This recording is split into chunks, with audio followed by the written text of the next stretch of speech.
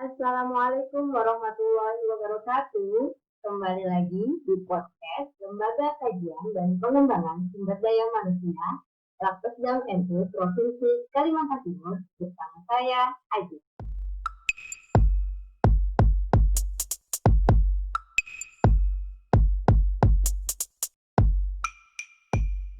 Nah, baik, kali ini kita udah bersama narasumber kita yang udah jauh-jauh nih datang dari benua Amerika. Ya, Mas Ari Widiantoro. Halo Mas Ari, apa kabar? Halo, baik di sini setiap hari ada 500-600 confirm cases. Oh, Tapi tetap baik sih. Maksudnya sudah mulai hangat, sudah mulai nggak di bawah 10 derajat, jadi asik. Oke. Ya, mungkin sebelum kita mulai obrolan, mungkin Mas Hari bisa mengenali dulu nih, Mas Hari ini lagi apa, gitu kan? Posisinya lagi di mana, dan apa saja sih aktivitasnya? Ya, saya Hari Widiantoro. Saya sedang studi S3 di School of Religious Studies, McGill University di Montreal, Kanada. Itu apa ya? Kuliah. Kebetulan sudah selesai fall dan winter, semester fall dan winter sudah selesai. Sebelum Mei akhir April saya baru menyelesaikan paper-paper semuanya. Jadi sekarang ibaratnya liburan dan juga sambil keep in mind bahwasanya saya akan menghadapi comprehensive exam di fall nanti dan winter. Ada 3 macam comprehensive exam, major, minor, dan oral exam. Jadi sejauh ini saya sambil menyiapkan dikit-dikit buku-buku apa saja, mulai memetakan bacaan-bacaannya, field saya di mana, dan field apa selain field saya nanti, field minor field yang akan ditentukan oleh profesor. Jadi mulai memetakan bacaan sih, gitu. Dan liburan, baca buku, ada reading club, dan saya menyiapkan lagi planning untuk pulang menjemput keluarga sih di tengah pandemi ini. Saya nekat aja. Berarti ini udah tahun keberapa di Kanada, Mas Ari? Sekarang mau masuk di tahun kedua. Saya baru kesini itu tahun kemarin Agustus akhir 2019, Agustus akhir. Jadi saya masuk mulai jadi mahasiswa fall 2019, berarti September. Nah, sekarang akan memasuki tahun kedua di September ke depan nanti. Jadi sekarang ini sebenarnya masuknya summer ya, semester summer. Tapi saya kan nggak ngambil apa-apa, nggak ngambil kuliah, nggak ngambil lain sebagainya. Jadi saya akan mulai masuk lagi di fall, musim gugur. Berarti kalau sistem kuliahnya, apalagi kalau udah PhD itu nggak mesti ngambil kelas ya, jadi cuma riset gitu aja, tulis. Tidak, kalau di Amerika tidak begitu. Kalau di Eropa, Australia mungkin gitu ya. Ya, jadi kalau di Amerika, orang-orang bilang justru awal tahun itu nerakanya PhD students di Amerika itu awal tahun, karena dia ngambil kuliah itu tugas-tugasnya berat, intens gitu. Jadi saya struggle di awal-awal itu. Fall itu struggle banget, kayak berat lah. Iya, Mas Hari ini kan penerima beasiswa ya, beasiswa dari mana? Dari Kemenak 5.000 dokter. Sama kerennya itu murah. Ministry of Religious Affairs 5.000 dokter. Ya, saya dapat beasiswa itu, alhamdulillah. Di cover selama 3 tahun. Dan memungkinkan untuk diperpanjang selama 2 semester, jadi bisa 4 tahun gitu. Tapi di Amerika ini normalnya orang selesai kuliah ya 6 tahun ke atas. Jadi itu yang harus dipikirkan selanjutnya nanti. Oke, ngomong-ngomong kalau misalnya PhD itu kan berarti ada salah satu riset ya yang nanti harus menjadi goal dalam akhir studi gitu ya. Mungkin bisa Mas Hari ceritain dikit tentang risetnya Mas Hari. Ya, riset saya masih meraba-raba ya. Jadi sebenarnya semua PhD students pun juga begitu. Maksudnya meraba-raba. Jadi dia di awal bisa punya proposal. Saya punya proposal di awal dan saya melamar profesor saya yang sekarang jadi pembimbing itu dengan proposal itu. Saya punya penelitian ini. Menurut profesor bagaimana, mau nggak jadi pembimbing saya, dan dia mau. Dan proposal itu tentang kontestasi redefinisi makna zina dalam KUHP yang kemarin rame, ada banyak demonstrasi. Tahun-tahun sebelumnya juga cukup rame, tapi tidak sampai demonstrasi. Ya, tentang itu. Jadi saya ingin melihat bagaimana konsep-konsep, bagaimana masyarakat Indonesia itu mendefinisikan konsep public dan private. Kan public dan private itu adalah satu konsep yang tidak statis, dia selalu berubah-ubah sesuai kondisinya, sesuai apalagi kondisi politik. Jadi saya ingin melihat itu. Tapi setelah saya di semester winter kemarin mengambil mata kuliah profesor saya, judulnya Research in Interfaith Studies, saya itu men-trigger saya untuk memperluas penelitian saya. Jadi saya pengen interfaith studies. Jadi saya ingin melihat bagaimana kontestasi antara kelompok-kelompok beragama, bukan hanya antara kelompok Islam, tapi juga dari agama-agama lain dalam membentuk kebijakan publik, dalam membentuk Muslim majority public sphere. Jadi ya mungkin akan berbeda nanti dari proposal saya awal, tapi saya pikir temanya akan religion in public sphere. Itu tema besarnya penelitian saya nanti. Mungkin seperti itu gambarannya. Menarik banget ya, kami tunggu hasil dari risetnya ke depannya. Oke, nah sekarang sebenarnya tema kita ini kita mau ngomongin tentang kondisi Ramadan di Kanada nih ya, apalagi di tengah pandemi ini nih. Nah, ini kali keberapa Mas Hari puasa di luar negeri? Sebelumnya pernah di Singapura ya, Hmm. tapi tidak begitu signifikan kan, karena sama saja. Kalau di sini di Kanada, di benua yang subtropis, apa namanya? Tropis ya? Ya itu baru sekarang ini dengan sahur itu jam 3:30, semakin lama semakin mundur, jadi semakin lama nanti jam 3 baru sahur. Imsaknya jam 3, lalu bukanya itu jam 8:15. Terus nanti semakin masuk summer akan semakin lama, jadi jam 8:30 apa jam 9 terakhir. Lumayan ya, ya begitu. Itu ya malamnya ya. Ya, ya begitu. Tapi apa ya, lama-lama biasa sih. Paling mulai bunyi keroncongan sama haus itu di jam-jam 7, jam 6 sih, jam 6, jam 7, jam 8 ya, itu udah lumayan tuh. Udah mulai kering tuh. Tapi masih aman ya. Kalau misalnya kayak lagi sekarang di kondisi yang pandemi ini gimana, maksudnya di Kanada itu gimana? Di Kanada, gimana ya? Ini bertanya soal puasa di Kanada ketika pandemi atau secara umum pandemi di Kanada? Itu cerita pandeminya dulu, baru setelah itu cerita tentang puasanya di pandemi itu gimana gitu. Ya, di Kanada secara umum menurun. Saya tidak tahu persis detailnya, tapi kalau melihat trennya dia menurun. Misalnya Ontario, tapi kalau dibandingkan Indonesia tetap lebih banyak di sini. Misalnya Ontario terakhir itu punya kasus 300 dan itu menurun daripada sebelumnya gitu. Semakin menurun ya. Tapi kalau Quebec, provinsi di tempat saya, Quebec itu statis tetap aja tiap hari 500, 600, 400 confirm cases itu segitu.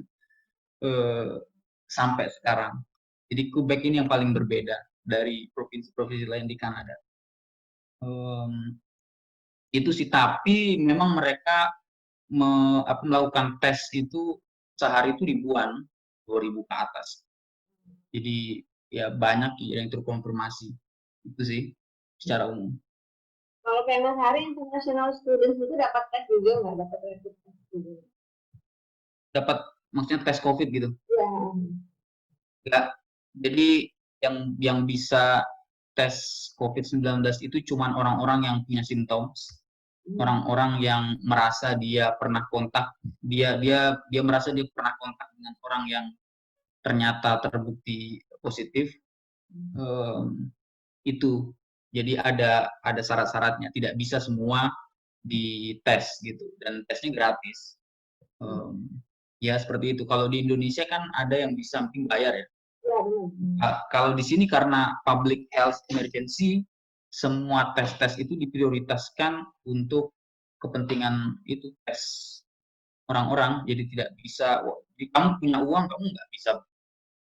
Yang saya tahu ya, kamu punya uang, ya, uangmu tidak akan membeli kami gitu. Kami akan memprioritaskan siapa yang punya simptom dan siapa yang suspek, itu saja. Oke.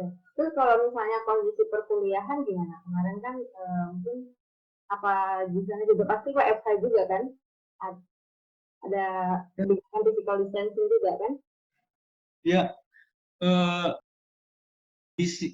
jadi sebenarnya semester winter sudah mau selesai di bulan Maret, itu baru diadakan physical distancing. Ketika outbreak di US banyak kan, jadi pada saat itu ada namanya spring break. Kalau di sini ngomongnya reading break, itu di awal Maret. Di awal Maret itu ada reading break, jadi seminggu kita libur. Maksudnya nggak masuk kelas gitu.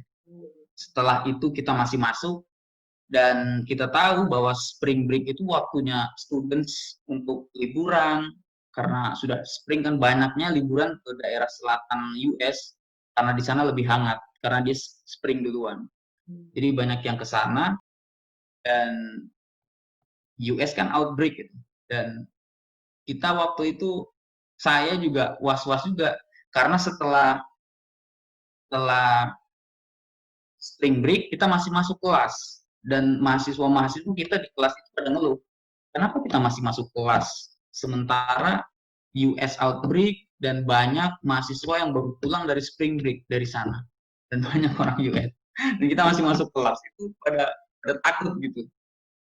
Dan sampai akhirnya seminggu kita masuk kelas, habis itu baru diadakan physical distancing. Jadi semua ditutup, kita nggak bisa meet in person.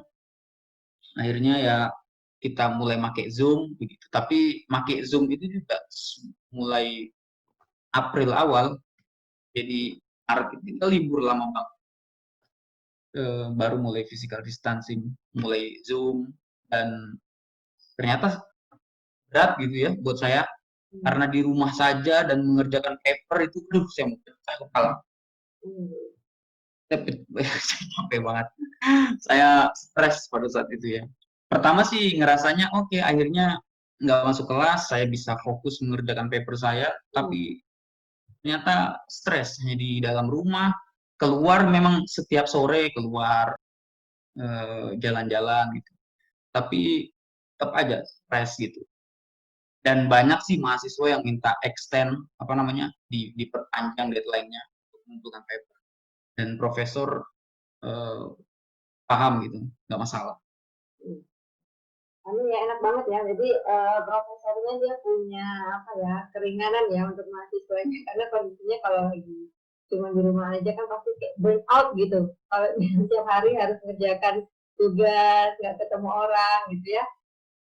Gila, mampu saya. Tapi soal nggak ketemu orang itu saya sudah terlatih, asli. Ya, itu struggle saya di awal-awal tahun ya. Coba, di Indonesia itu mana sih yang nggak kumpul-kumpul? Ada masuk kelas, keluar kelas, habis itu ngopi-ngopi bareng-bareng. Itu nggak ada di sini kayak gitu. Saya ya. Jadi kita keluar dari kelas itu udah sendiri-sendiri, sibuk masing-masing. Jadi kita live in isolation bener-bener. Dari awal itu kerjaan saya kampus, perpus, terus apartemen, terus masuk kelas, itu kayak gitu terus. Saya sampai stres. Saya sampai datang ke PSD support group. Ada namanya PSD support group itu. Jadi untuk mensupport PSD yang stres. saya ikut itu di situ, dan ya kaget aja ketika hostnya bilang, siapa saja kalian yang merasa stres, yang merasa punya ide bunuh diri, ya, atau membunuh orang lain, silahkan diekspresikan di sini. Saya kaget banget. Saya nggak sampai segitu, tapi masuk di grup itu. Aduh, saya nggak mau lagi masuk di situ. Tapi ternyata itu melatih saya untuk nggak ketemu orang, nggak berinteraksi. Saya aja sendiri kayak gini sudah terbiasa gitu tiap hari, nggak ngobrol, nggak bercanda, gila ya kayak gitulah. PSD di sini kayak gitu. By the way, saya kayaknya buka puasa. Oke, silakan. Sebenarnya. Selamat berbuka puasa. Jadi waktunya di sini sama di Kanada itu bedanya 12 jam. Jadi kalau kita di sini baru mulai pagi, di hari di sana malah baru buka puasa. Jam 8 malam di sana, di sini jam 8 pagi. Silakan Mas Hari, nggak apa-apa, sambil dinikmati menu berbukanya. Nah. Ini saya berbuka pakai teh Afrika Utara yang dikasih sama KBRI. Jadi KBRI itu mensupport students di sini dengan ngasih paket-paket masker, sarung tangan, kurma, terus mie Indomie. Ya, Indomie selera aku. Gila, di sini Indomie itu kayak berlian asli. Itu gimana ya? Kalau mau apa kangen rumah itu ya Indomie, asli Indomie. Tapi nggak ada, jangan bayangkan ada Indomie rasa Aceh apa mie Aceh atau rasa Padang, tuh nggak ada. Adanya bakso, kari kayak gitu. Jadi goreng gitu yang original itu kan.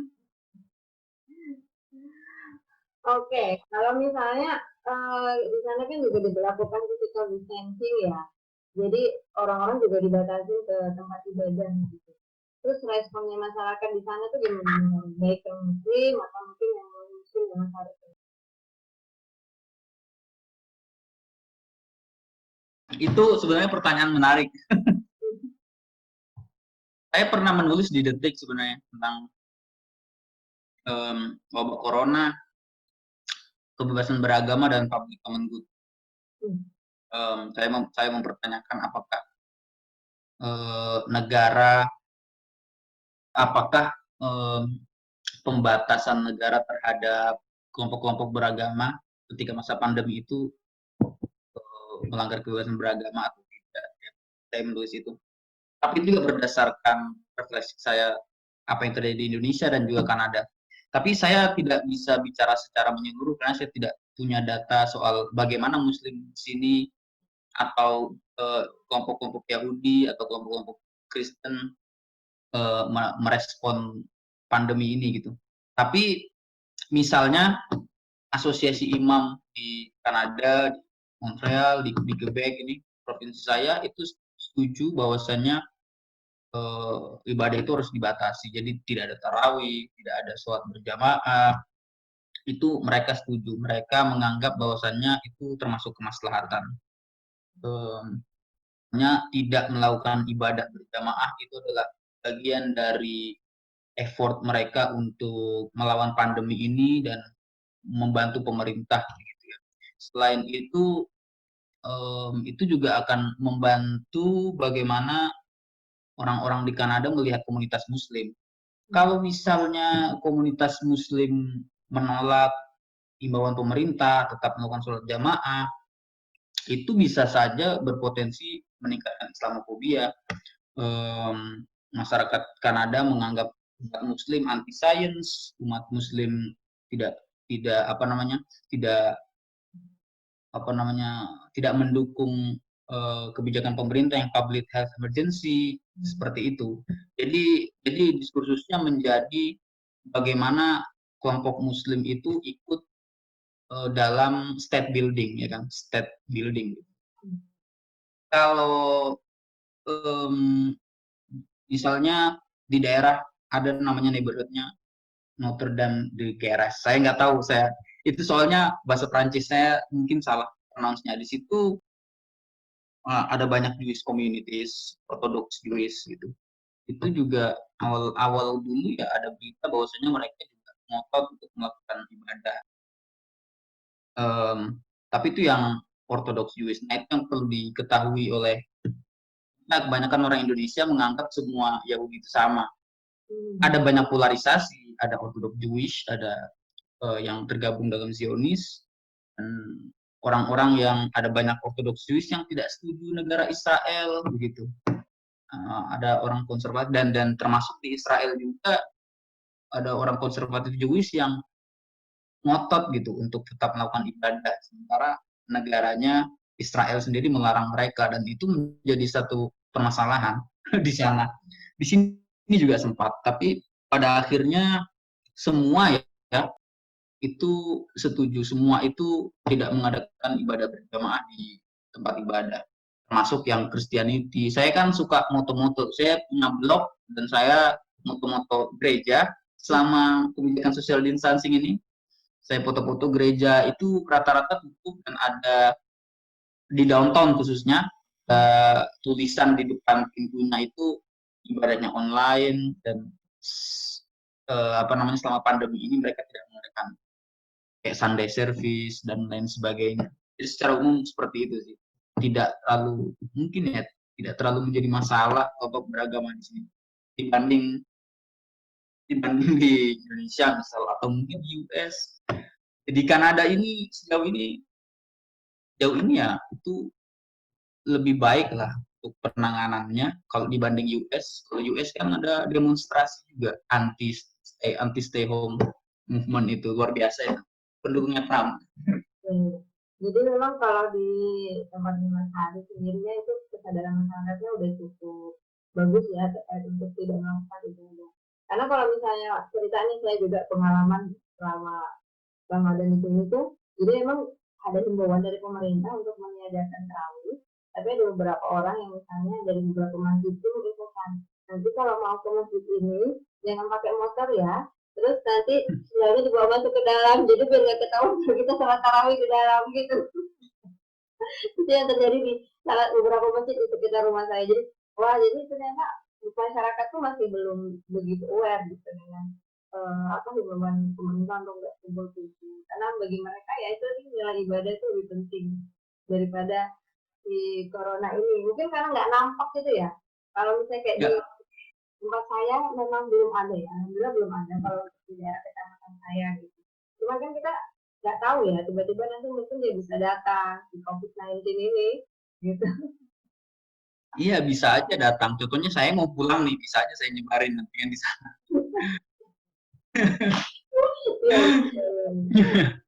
Ya, ngomong-ngomong soal pulang itu, saya tuh merasa kadang-kadang akan jadi public enemy di Indonesia gitu. Karena kan rame itu di Indonesia, ada banyak orang pulang ya. Dan saya akan menjadi salah satu dari mereka yang pulang. Ya, saya akan jadi public enemy mungkin ya. Banyak orang yang, tapi saya punya justifikasi juga. Tadi terkait soal apa namanya, yang orang sembunyi-sembunyi itu ya. Kemarin sempat ada acara di KBRI, Zoom webinar apa, pokoknya ada Haidar Bagir diundang untuk berbicara, dan menarik sekali dia menjelaskan bagaimana ada masyarakat yang tetap sholat gitu. Dari satu sisi kita tidak bisa menyalahkan tanpa melihat insider perspektif, jadi bagaimana mereka merasakan bahwasannya ibadah itu penting, bahwa ibadah itu yang membuat mereka selamat. Itu penting juga melihat insider perspektif itu. Tapi di sisi lain ada pertanyaan, mengapa yang menarik dari diskusi Haidar Bagir itu, jadi pandemi ada perubahan bagaimana kelompok beragama melihat sains setelah ada pandemi ini. Di Indonesia misalnya semakin banyak kelompok beragama yang mengapresiasi sains yang sebelumnya tidak. Dan juga peta politik bisa lebih cair, misalnya kelompok-kelompok ustadz-ustadz populer yang sebelumnya terpecah ya kan, mendukung calon yang lain, sekarang rata-rata mendukung UAS, AGIM, siapa lagi, rata-rata mendukung kebijakan PSBB kan, mendukung kebijakan pemerintah, mendukung untuk tidak berjamaah di masjid, seperti itu. Cuman yang menjadi pertanyaan itu, mengapa ustadz-ustadz populer itu yang pada saat pemilu sangat berpengaruh dan sangat menentukan suara, tapi di masa pandemi ini tidak mampu menjangkau kelompok-kelompok kecil-kecil di kampung-kampung, padahal mereka sangat influensial. Itu satu pertanyaan yang saya masih belum bisa jawab sampai sekarang. Yang itu ya sekarang sih. Tapi itu yang menarik dari kondisi untuk beragama itu. Iya, iya, menarik banget. Jadi kalau kita bicara tentang gimana ya, kelompok masyarakat Indonesia, apalagi yang berkaitan dengan agama tuh cukup banyak yang bisa dieksplor lebih jauh lagi. Nah, mungkin kalau kita ngomongin lagi terkait dengan Ramadan di sana, ini kan Mas Hari tinggal di apartemen sendiri ya? Atau share? Ya, saya sendiri dong. Kayak orang miskin aja, share. Loh, bukannya kalau misalnya kita share itu kita lebih berhemat ya daripada tinggal sendiri ya? Ya lebih berhemat tapi lebih kelihatan miskin, enak. Makanya apply 5.000 dokter ya. Uangnya cukup. Ini saya promosi. Enggak, LPDP juga. Ya rata-rata teman-teman yang khususnya master PhD, enggak semua ya. PhD khususnya ya mereka akan menyewa studio, enggak semua. Maksud teman-teman LPDP dan teman-teman Mora itu rata-rata dia apartemen sendiri, dia nggak mau share. Ada beberapa sih mungkin yang nggak mau share room gitu. Karena ya kalau kayak saya udah stres, capek misalnya, saya mau pulang, mau nyantai, itu saya nggak mau terganggu dengan orang lain misalnya. saya butuh privasi gitu aja. Selain itu kan saya baru pindah apartemen ini, itu tipenya 3,5, jadi ada 1 kamar, ada dapur, ada kamar tamu, ada cukup luas karena saya menyiapkan untuk keluarga datang ke sini. Ya gitu. Jadi emang rencananya akhir tahun ini bakal dibawa ya anak sama istri ke sana ya? Ya, alhamdulillah sih kebijakan imigrasi Kanada itu memperbolehkan reunifikasi keluarga untuk international students. Jadi travel itu dilarang, tapi ada pengecualian-pengecualian. Ada banyak, salah satunya ya termasuk warga negara Kanada yang di luar, atau keluarga dari warga negara Kanada yang ada di luar dan mau ke sini itu boleh datang, dan juga international students yang sudah di sini dan punya keluarga di tempat lain itu boleh reunite, namanya family reunification kan. Jadi family reunification itu dianggap sesuatu yang penting di kebijakan pandemi dan boleh karena ya saya misalnya, saya nanti di semester depan saya ngerasa saya akan berat menghadapi ujian komprehensif kalau saya tidak ada keluarga di sisi saya. Kalau saya tidak melihat anak saya, kalau saya tidak ikut membantu, kalau saya tidak ikut misalnya mendidik anak saya tidak membetulkan hitungan dia dari 1 sampai 10, saya tidak memastikan bahwasanya dia tahu bahasa Inggrisnya tupai squirrel. Maksudnya saya mau involve dalam dan ya makanya saya ngotot saya harus pulang, saya harus ketemu keluarga. Tapi nanti kalau di Kanada imigrasinya nggak bermasalah. Nanti kalau misalnya ketika dari Indonesia mau balik ke Kanada, bakal terkendala nggak di imigrasi Indonesia-nya?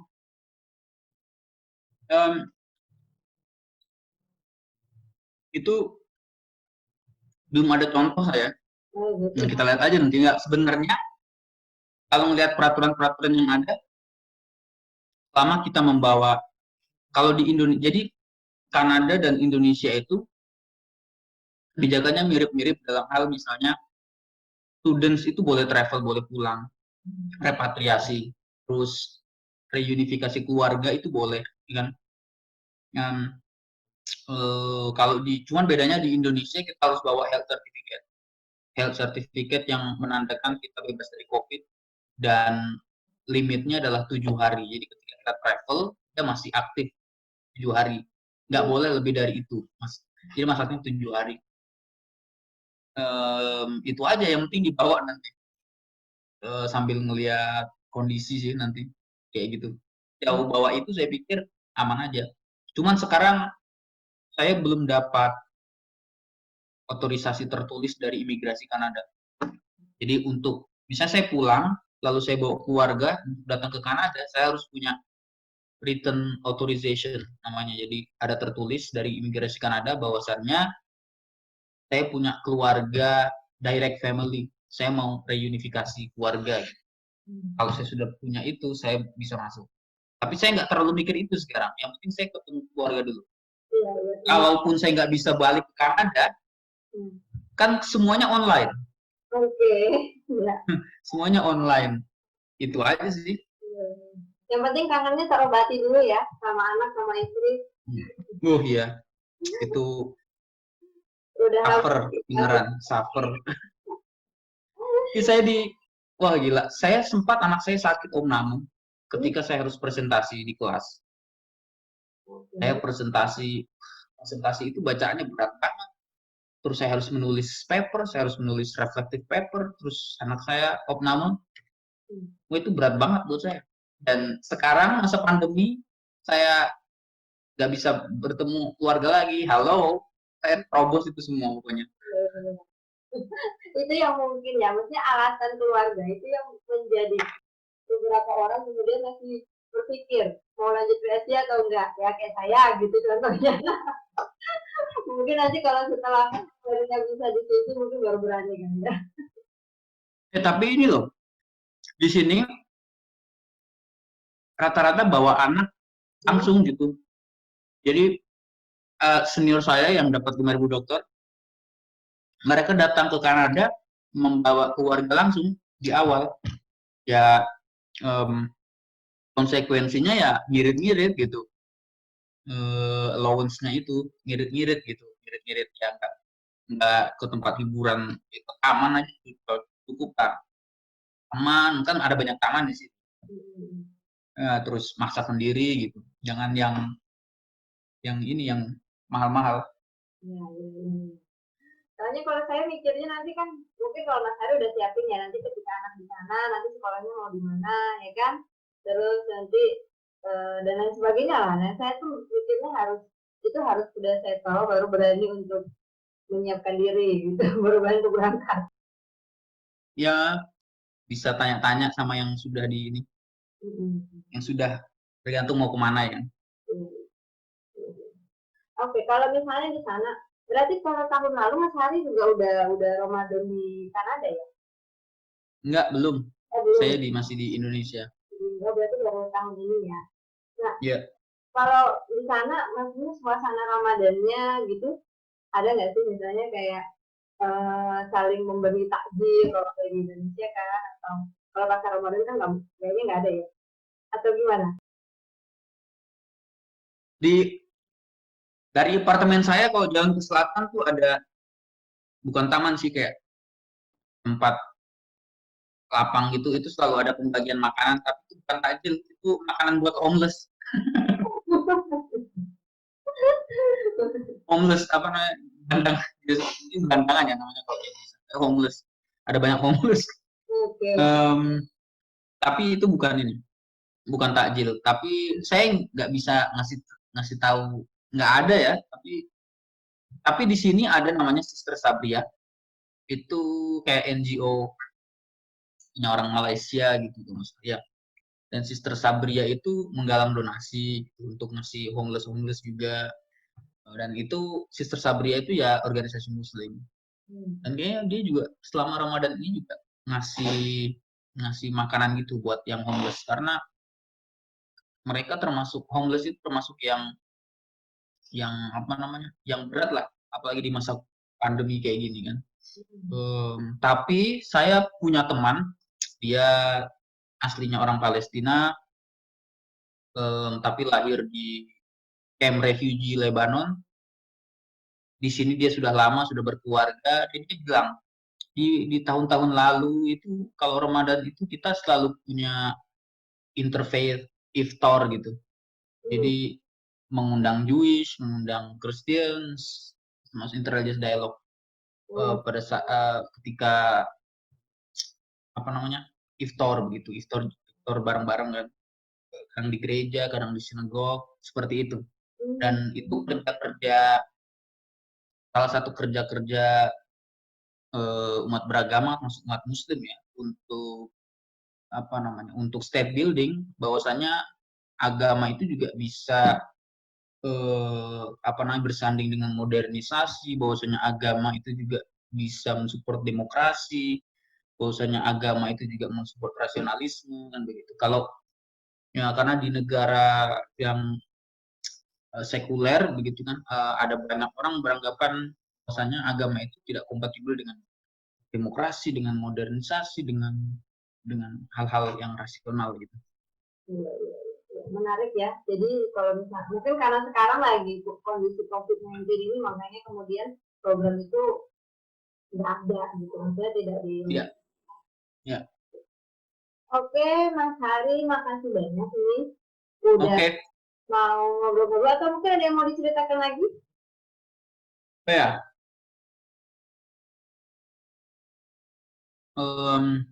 Apa ya?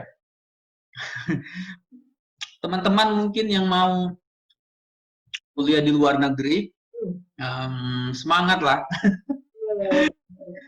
Apa ya? Buat saya kuliah di luar negeri ini ada banyak sekali pengalaman ya, tantangan, dan apalagi kalau kuliah di Amerika Utara itu sistemnya kan berbeda dari Eropa. Kalau di Amerika Utara ya gitu, kita tahun awal itu akan ngambil course dan course apa namanya kuliah, dan kuliah itu kan terbagi dua, ada yang lecture, ada yang seminar. Kalau lecture artinya di dalam kelas akan ada banyak mahasiswa dan dosen akan ya melecture apa ceramah.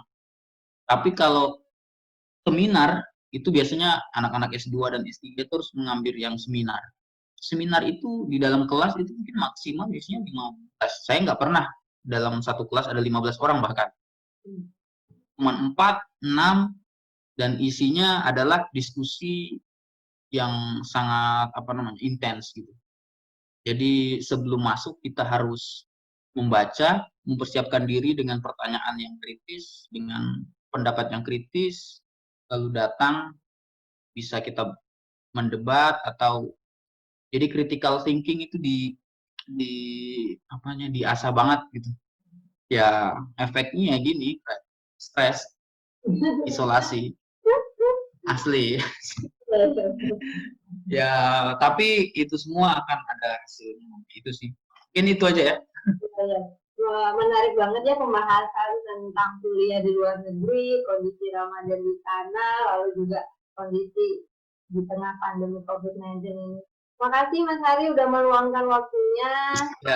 Ya, terima kasih sudah mengundang saya untuk ikut podcast ini. Saya senang sekali bisa berbagi. Pengalaman saya juga nggak terlalu banyak, tapi semoga ada manfaatnya buat teman-teman FPSDAM dan teman-teman di Kaltim dan di Indonesia.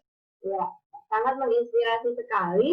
Ya, semoga Mas Hari lancar studinya, lancar ini. Ya, terima kasih Mbak. Ya, terima kasih. Lancar menjemput anak dan istrinya. Amin, terima kasih. Ya, terima kasih. Wassalamualaikum warahmatullahi wabarakatuh. Waalaikumsalam.